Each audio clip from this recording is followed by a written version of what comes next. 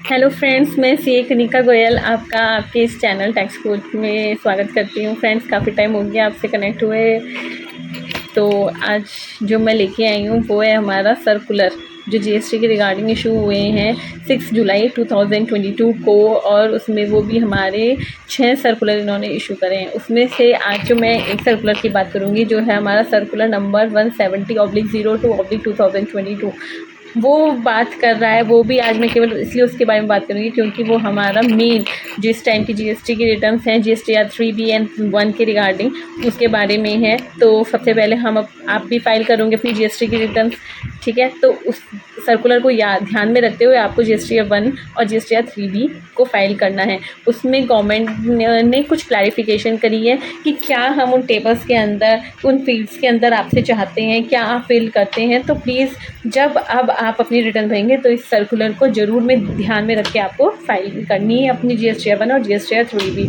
Hope so आपको video पसंद आए। प्लीज़ लाइक का बटन दबा दीजिएगा। अगर आप फर्स्ट टाइम अगर चैनल पे आएँ तो please subscribe the channel and press the bell icon. Thank you very much. जैसा कि आप देख सकते हैं, मैं इस समय मैंने वेबसाइट खोल रखी है taxinformation.cbic.gov.in। यहाँ पे आपको GST, custom, central excise service tax, finance act and ordinance सारी इसमें डाटा मिल जाता है। मैंने जीएसटी पे जाके जीएसटी सर्कुलर सेलेक्ट कर लिया था। वहाँ पे देखिए आपको पूरे सातों के सातों तो जो सर्कुलर 6 जुलाई 2022 को इन्होंने इशू करे वो सब आ गई है।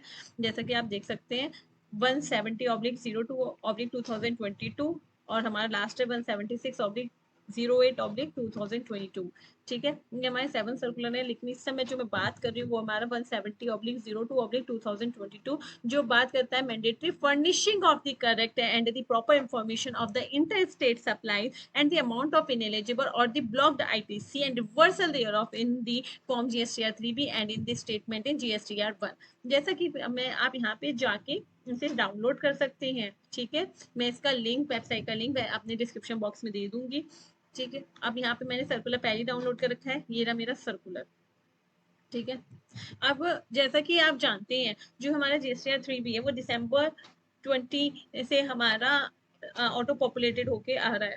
ठीक है ना, अब जब हमारा दिसंबर से ये ऑटो पॉपुलेटेड होके आ रहा है हमारा, तो इसमें क्या चीजें हो रही हैं कि कई लोग क्या करते हैं कि 2B से हमारा जो डाटा आया है आईटीसी की टेबल में 3.4 में, वो सेम एज इट इज उसे एक्सेप्ट कर लेते हैं और उसे ऐसे ही फाइल कर देते हैं बिना देखे। ठीक है, अब वो चीजों को करेक्शन करनी होंगी, उन चीजों को आपको देख के ही फाइल करनी चाहिए एक्चुअल में। ठीक है, तो अभी उस बारे में इन्होंने क्लैरिफिकेशन दी है। कुछ कुछ पॉइंटों पे उन्होंने अपने टेबल्स में पॉइंट्स को क्लैरिफाई किया है कि आपको किस पॉइंट पे क्या फिल करना है। ओके, चलिए हम आगे बढ़ते हैं और देखते हैं, थोड़ा सा पढ़ते चलते हैं। ठीक है ना, मैं यहाँ से पॉइंट 2 से करती हूँ। It is desirable that correct reporting of information is done by the registered person in the form GSTR 3B and GSTR 1 so as to ensure the correct accountal and the accurate settlement of fund between central and state government। अब मैं आपको बात करती हूँ जो आपकी हमारी GSTR 3B की जो टेबल है 3.2, वो हमारी उसमें कौन सी डिटेल जाती है इंटरस्टेट सप्लाईज की। वो केवल एक डिक्लेरेशन के फॉर्मेट में होता है। जो 3.1 होता है उसमें तो हम अपनी सारी ही लाइबिलिटी को शो करते हैं कि कितनी हमारी आउटवर्ड के रिगार्डिंग लाइबिलिटी है, एक्सपोर्ट्स के रिगार्डिंग कितनी है, और हमारा अदर कोई अगर हमारी रिवर्सल में है तो उसकी लाइबिलिटी। 3.1 में हम अपनी लाइबिलिटी को बताते हैं, एक्चुअल में हमारी इतनी है। लेकिन जो हमारी 3.2 है वो एज अ डिक्लेरेशन वर्क करती है कि जो हमारी 3.1 में लाइबिलिटी है उसमें से हमारी inter state supply to the unregistered person कितनी है, कंपोजिशन स्कीम वालों को हमने कितनी सप्लाई करी है उसमें से, और यूआईएन होल्डर को कितनी सप्लाई करी है। ठीक है, वो केवल ऐसा डिक्लेरेशन होती है। बट मैंने देखा है कई लोग उस 3.2 टेबल को सीरियसली नहीं लेते हैं और उसे फिल नहीं करते हैं। गवर्नमेंट चाहती है आप उसे फिल कीजिए, क्यों? ताकि वो है ना बाद में अपने फंड्स का, अपने टैक्सेस का डिस्ट्रीब्यूशन अप्रोप्रिएटली कर सके, सेंट्रल एंड स्टेट के बीच में उसको अच्छे से कर सके। वो इसलिए आपसे चाहती है कि आप प्लीज 3.2 में अच्छे से वो अपने आउटवर्ड सप्लाईज की तीनों कैटेगरी में जो हुई है उन्हें अच्छे से आपको बताएं, उसे डिक्लेयर करें।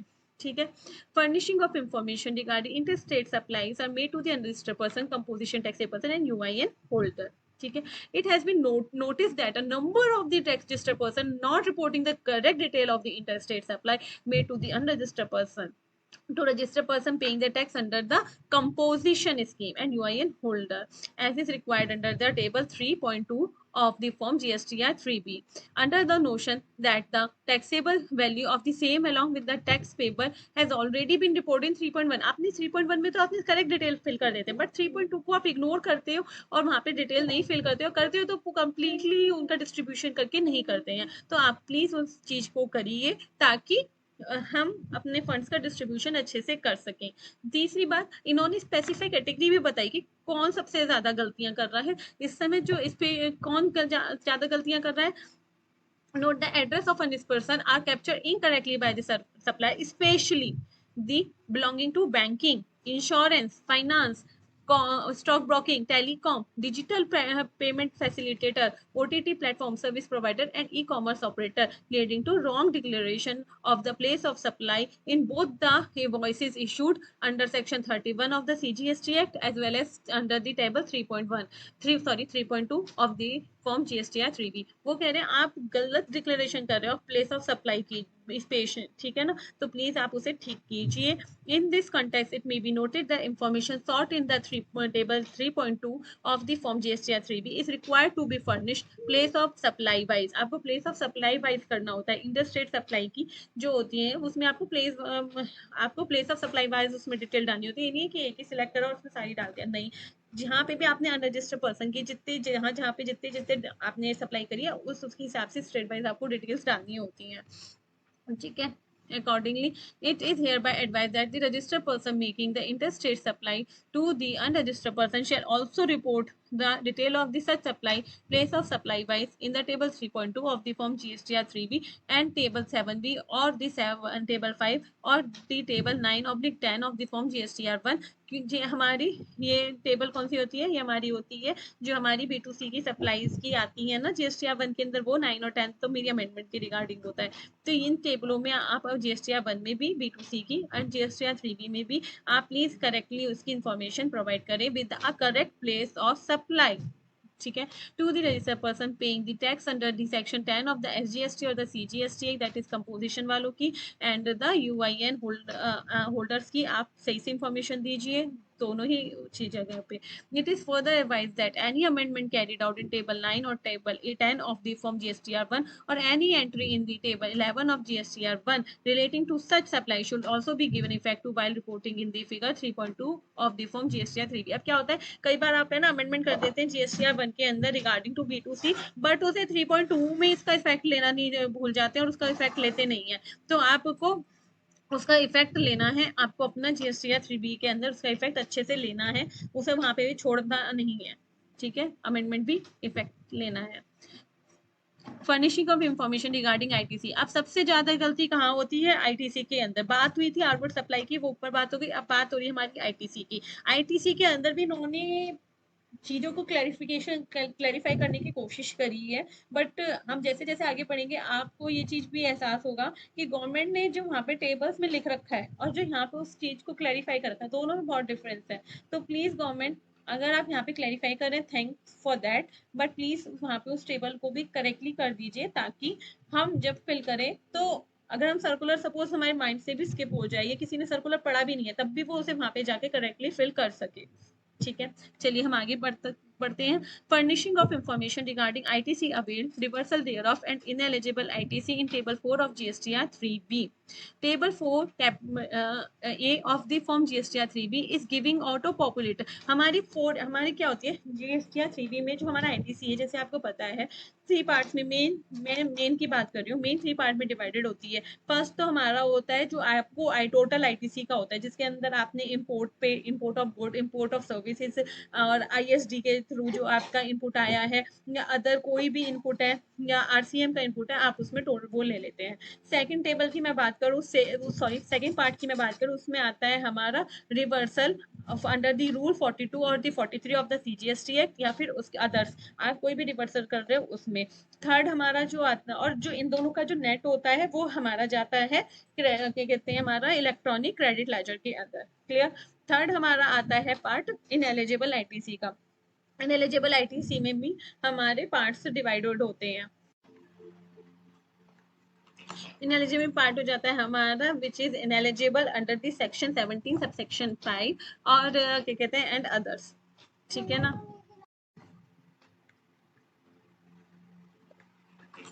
तो उसमें ये हमसे कह रहे हैं ये हमारा टोटल आईटीसी होता है, ठीक है, सारा बाइफर्गेशन यही होता है। अब हम आगे बात करते हैं, इसमें हमारा इन्होंने ये पैराग्राफ्स दिए हैं कि आपको कैसे डिटेल्स में सारा इन पैराग्राफ्स में समझाया गया है, ठीक है। अब इसमें हम देखते हैं फर्स्ट 4.1 क्या कहता है। Table 4A of the form GSTR 3B is getting auto-populated from the various entries of the form GSTR 2B.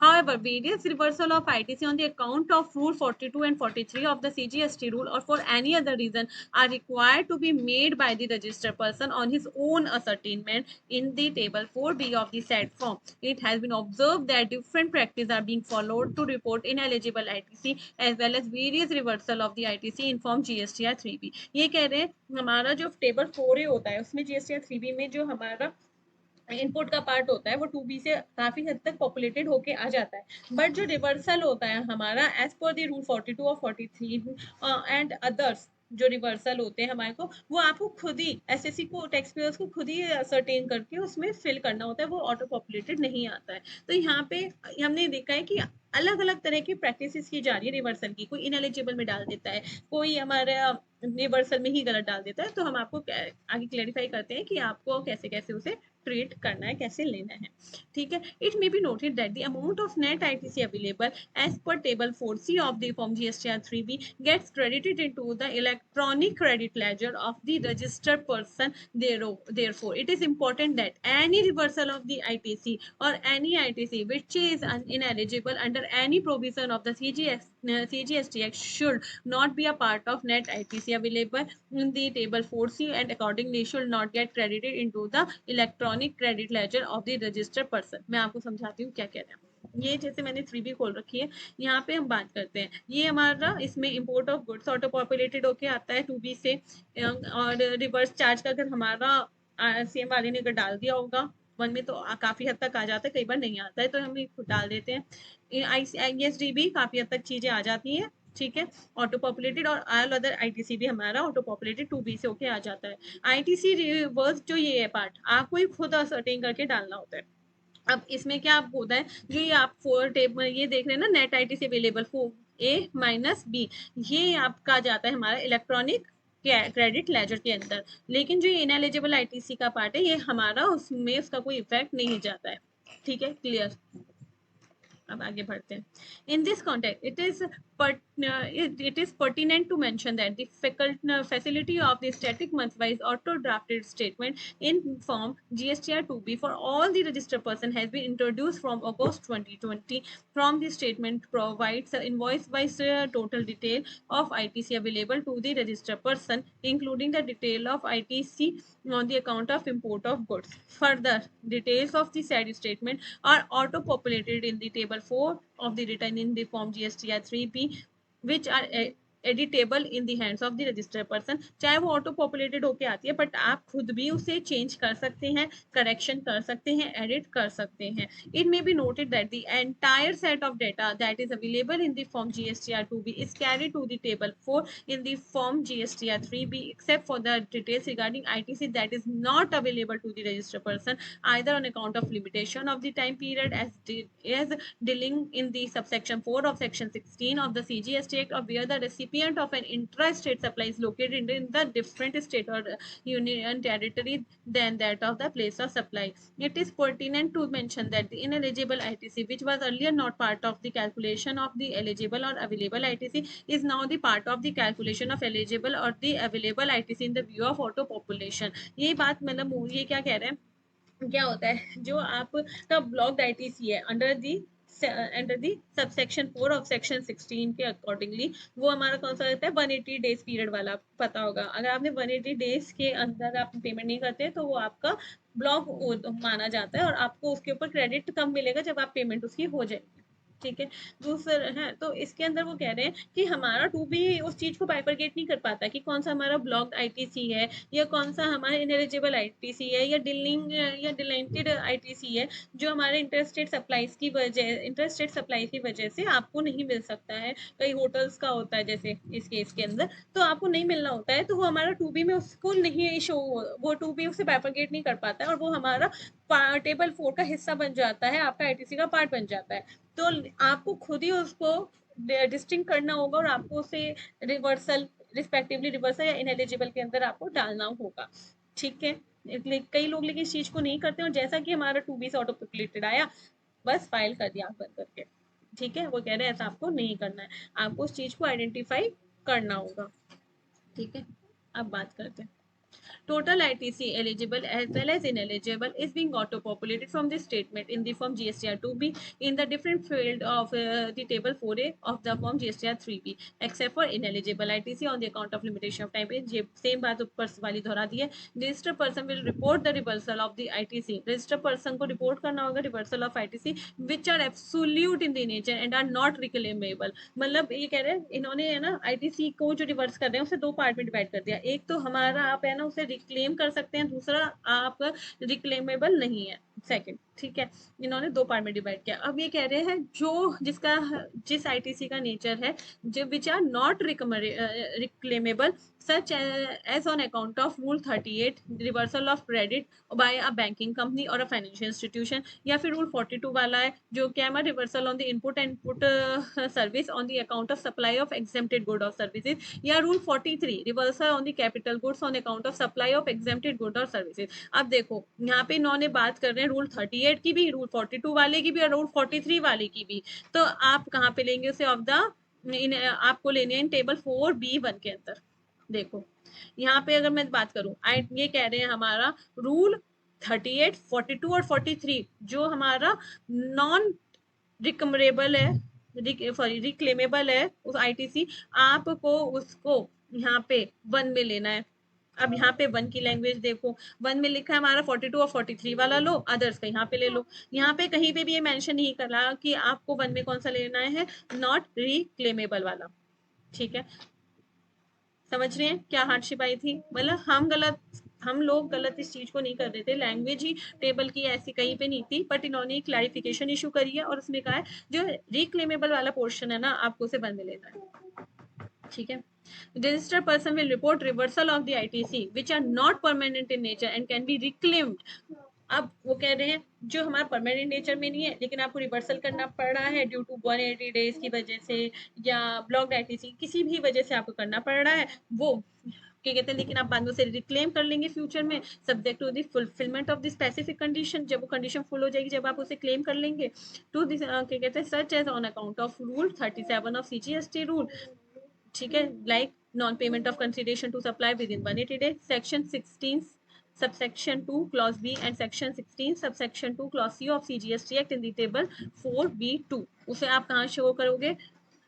4B2 others के अंदर से जो आपका रिक्लेमेबल होगा उसे आप 2 के अंदर उसे यहाँ पे अदर्स के अंदर शो करो। ठीक है, clear? Such ITC may be reclaim हो सकता है in table 4A5 on the fulfillment of necessary condition। और जब आप उसे क्लेम करोगे ना उसे all other ITC में आप बाद में क्लेम कर सकते हैं, अदर वाले। ठीक है, जब कंडीशन फुलफिल हो जाएगी। Further all such reclaimed ITC shall also be shown in the table 4D1 4D1 के अंदर भी आप उसे शो करो। जो वो रिक्लेमेबल वाला है ना उसे आप फिर से 4 यहाँ पे 1 में भी शो करिए इन एलिजिबल आईटीसी। अब बताओ यहाँ पे कहीं पे भी आपको ये चीज पढ़ के कहीं समझ आ रही है? हमारा तो इरादा है कि इनएलिजिबल आईटीसी जो as per section 17 sub section 5 है उसे यहाँ लिख दो और अदर्स को यहाँ पे। बट ये क्या कह रहे हैं जो आपका रिक्लेमेबल आईटीसी है जो आप दोबारा से कर सकते हो अदर्स में भी ले लो और यहाँ पे भी बाद में शो कर दो। ये जो नीचे वाली टेबल है ना एज अ डिक्लेरेशन ही वर्क करेगी, ये हमारा इलेक्ट्रॉनिक क्रेडिट लेजर का पार्ट नहीं बनेगा। ठीक है, अब Table 4B2 may also be used by the registered person for reversal of any ITC availed in the Table 4A in the previous tax period because of some inadvertent mistake। ठीक है, ये जो ये वाली है ना ये टू, इसे आप है ना कोई आपका क्या कहते हैं मिस्टेक्स के लिए है, तो आप उसके लिए भी उसे यूज कर सकते हैं। आपने पहले कोई मिस्टेक करी थी, उसे सुधारनी है, इसे ही यूज करिए। Therefore, the net ITC available will be calculated in table 4C, which is as per the formula A minus 1 2 B part. ये रहा, इसलिए A माइनस 1 एंड 2 ये हमारे इलेक्ट्रॉनिक क्रेडिट लेजर का पार्ट बन जाएगा। And the detail of ineligible ITC under section 17 subsection 5 are being provided in the table 4B। No further detail of such ineligible ITC will require to be provided in table 4D1। ठीक है, अब वो कह रहे हैं हमारा 4B के अंदर आपने शो 4B के अंदर आपने शो कर दिया इनएलिजिबल आईटीसी। ठीक है, रिवर्सल कर दिया, जो हमारा क्या कर दिया इन्होंने, क्योंकि हमारे 1 और 2 में क्या पार्ट कर दिया इन्होंने, फर्स्ट पार्ट कर दिया जो आप कभी भी दोबारा रिक्लेम नहीं करोगे आईटीसी, और दूसरे में कर दिया जो आप दोबारा से आप रिक्लेम कर सकते हैं जब वो कंडीशन फुलफिल हो जाएंगी। ठीक है, अब वो कह रहे हैं दोबारा से आपको यहाँ पे इनएलिजिबल आईटीसी को जो आपने 1 में आपने स्पेसिफाई कर दिया ना, उसे दोबारा से यहाँ पे लिखने की कोई जरूरत नहीं है। ठीक है, ITC not available on the account of limit, थोड़ा सा यहाँ पे इन्होंने कंफ्यूजन सी क्रिएट सी कर दी है। ठीक है, थोड़ी सी क्लैरिटी भी करी है चीजों को, बट आई होप सो कि यहाँ पे है ना जल्दी से इन टेबलों के नेम्स वगैरह भी ठीक से चेंज कर दिए जाए। ITC not available on the account of limitation of the time period as delineated in the subsection 4 of section 16 of the CGST Act, or where the recipient of an interstate supply is located in the different state or union territory, then that of a place of supply may be reported by the registered person in the table 4D to such details are available in table 4 of form GSTR 2B। अब यहाँ पे कहते हैं 2B में हमारे ना दो portion होते हैं। 2B के अंदर एक तो हमारा होता है एलिजिबल आईटीसी और एक होता है हमारा इनएलिजिबल आईटीसी। जो इनएलिजिबल आईटीसी का भी पार्ट है ना, वो आप अब उसे है ना अपने 4D2 के अंदर यहाँ पे उसे आपको लिख दो। 4D2 यहाँ पे उसे अदर्स के अंदर यहाँ पे आपको लिखना है। ठीक है, बता देना है ये हमारा इनएलिजिबल पार्ट इतना है, जो हमारा प्लेस ऑफ सप्लाई से रिलेटेड वाला है। ठीक है, जो मोस्टली हमारा प्रॉपर्टी अगर हमारी रेंटेड ड्यूलिंग पर्पसेस के लिए होती है या होटल एकोमोडेशन वगैरह होते हैं, उसमें मेनली ये वाले आ जाते हैं चीजें। ठीक है, accordingly it is clarified that the reversal of ITC of the ineligible credit under the section 17 subsection 5 और any other provision of the CGST act and the rules there under is required to be made under the table 4B and not under table 4D of the form GSTR 3B। तो इसमें उन्होंने clarify कर दिया है जो आपका ineligible ITC है under section 17 subsection 5 या फिर किसी और अदर प्रोविजंस का है, उसे आपको 4B में दिखाना है, नॉट अंडर 4D।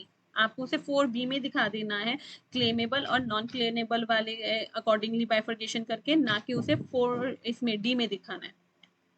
पता नहीं क्या सोच के इन्होंने ये क्लैरिफिकेशन इस तरीके से बनाई है, या क्लैरिफिकेशन बनाई है बहुत अच्छी तरीके से करी है, बट वहाँ रिस्पेक्टिवली भी चेंजेस होने चाहिए मेरे अकॉर्डिंगली। ठीक है, आप भी अपना व्यूज मुझे बताइएगा कमेंट बॉक्स में। ठीक है, ताकि डिस्कस हम लोग भी कर सके आपस में। For the ease of understanding the manner of reversal is being elucidated in the illustrations enclosed. अब यहाँ पे इन्होंने है ना एक है ना ये इलस्ट्रेशन दे दिया है, जिसके अंदर उन्होंने समझाने की कोशिश कर दी है सारे में कि आपको कौन कौन सी टेबल में कब कहाँ पे शो करना है। ठीक है, होप सो आपको आप ये इलस्ट्रेशन खुद एक बार पढ़िएगा। कहीं पे भी कोई भी आपको डाउट आता है तो प्लीज़ मुझे ज़रूर मुझसे कांटेक्ट कीजिएगा। मैं हमेशा अवेलेबल रहूँगी, आपकी किसी भी प्रॉब्लम का सॉल्यूशन देने के लिए अपनी तरफ से पूरी कोशिश करूँगी। ठीक है, होप सो आपको वीडियो पसंद आई होगी। अब आपको ध्यान रखना है जब आप जीएसटीआर 3B और जीएसटीआर 1 फाइल करेंगे, आपको याद ध्यान रखना है इंटर स्टेट की सप्लाईज के regarding UIN and composition scheme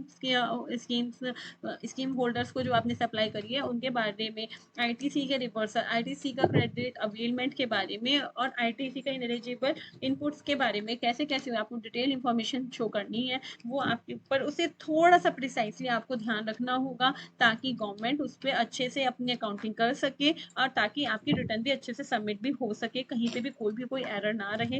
hope so आपको वीडियो पसंद आई होगी। प्लीज लाइक का बटन प्रेस कर देना, नए हैं चैनल पे तो please subscribe the channel and press the bell icon for more updates. Thank you very much, और जल्दी ही मैं बाकी 5 सर्कुलर्स पे भी आपको वीडियो शेयर कर दूंगी। Thank you very much.